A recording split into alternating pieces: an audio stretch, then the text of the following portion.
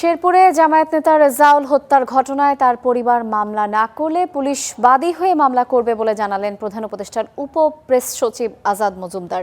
বিকেলে foreign service একাডেমিতে এক ব্রিফিংয়ে তিনি বলেছেন, ঢালাওভাবে অভিযান চালিয়ে কাউকে হয়রানি না করে হত্যার ঘটনায় জড়িত প্রকৃত আসামিদের চিহ্নিত করার লক্ষ্যে তদন্ত চলছে।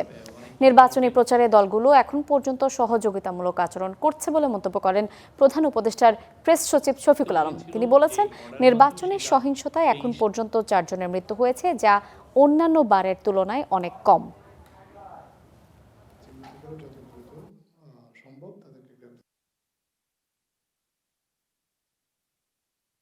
আমাদের পুলিশের হিসাবে মারা গিয়েছেন 4 জন।